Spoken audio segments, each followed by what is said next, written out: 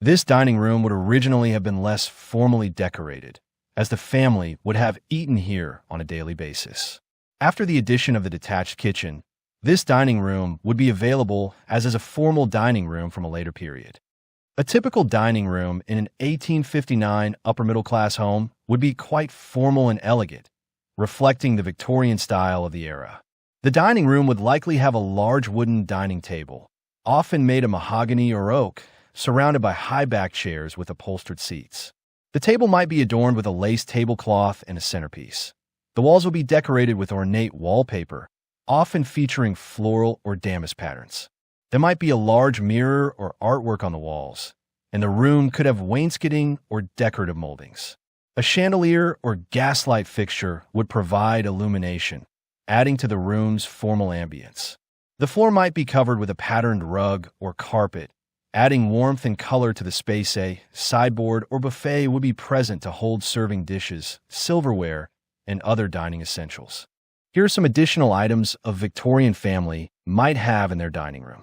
A china cabinets, or, in the 1860s, known as china closets or china cupboards, were often elegant and ornate pieces of furniture that displayed fine china, porcelain, and other valuable items.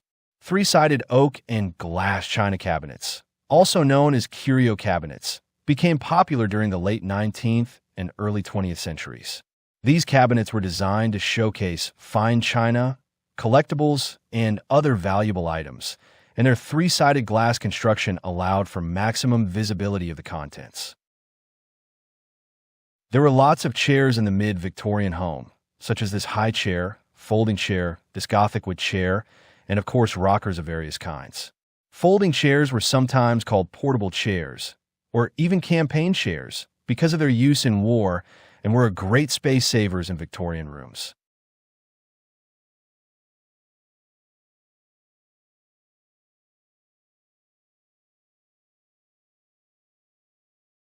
Guns, of course, were common in the later gold rush days, and most families had pistols and rifles for hunting and protection. This beautiful mid-Victorian squirrel rifle, with its powder horns, is a front loader. Gun cabinet, such as this one, were not common until the 1880s.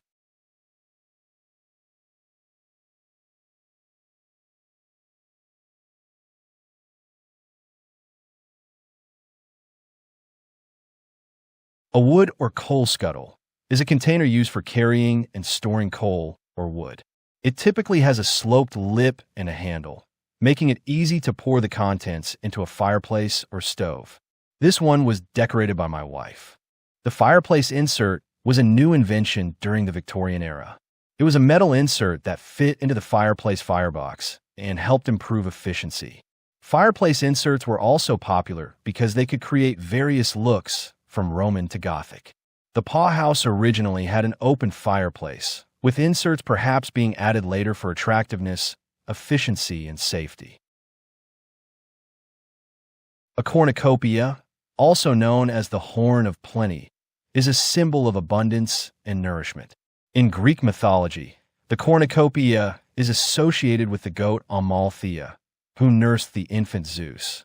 According to the myth, Zeus accidentally broke off one of Amalthea's horns, which then had the divine power to provide unending nourishment. I don't know much about this pair of cornucopia horn-style goblets in porcelain and bronze. We were told they were French. The lid opens like a goblet, but they appear to be for decoration only. Whatever, we thought they looked good on the table. The Victorians had a penchant for incorporating faces and feet into their furniture and silverware. Faces and feet, especially those of lions, were symbols of power, nobility, and strength. They could convey a sense of grandeur and aristocratic status. The era was marked by a fascination with historical and classical designs, and the use of faces and feet drew inspiration from ancient Greek and Roman art. The intricate carvings and detailed designs also added an aesthetic appeal. The rise of industrialization allowed for mass production of ornate pieces that are characteristic of Victorian decoration, at a price that middle-class families could afford.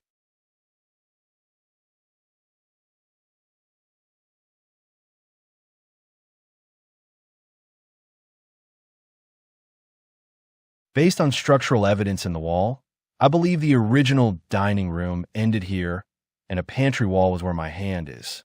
That little room extended from that wall to the wall on the right and spanned the width of the dining room. This nifty pitcher with in-place cup and guided pouring is insurance against spills. This is a Victorian cruet spinner. Cruet spinners were quite popular during Victorian times.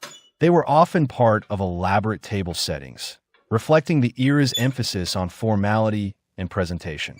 These spinners typically held multiple bottles for condiments like oil, vinegar, mustard, and sometimes exotic sauces, showcasing the Victorian fascination with variety and refinement in dining. The revolving design made them both practical and decorative, fitting perfectly with the ornate and functional aesthetic of the period. This one has multiple doors, behind which are the bottles. These are Victorian silver knife holders, often referred to as knife rests. In formal dining, they were used as elegant table accessories, designed to keep knives off the tablecloth, preventing stains and maintaining cleanliness. These holders were typically made from materials like silver, crystal, or porcelain, and often featured intricate designs, reflecting the ornate style of the Victorian era. They were both functional and decorative, adding a touch of sophistication to formal dining settings. Putting their knives on their plate was not an option, as the Victorians adhered to strict dining etiquette, and placing knives on plates was considered improper. We intend to use these only on holidays with friends, and they better be dressed properly. In other words, we never use them. These condiment sets also get no use, except to show off. Victorian condiment sets were elegant table accessories used to hold and serve various condiments during meals such as salt, pepper, mustard, and sometimes vinegar or oil.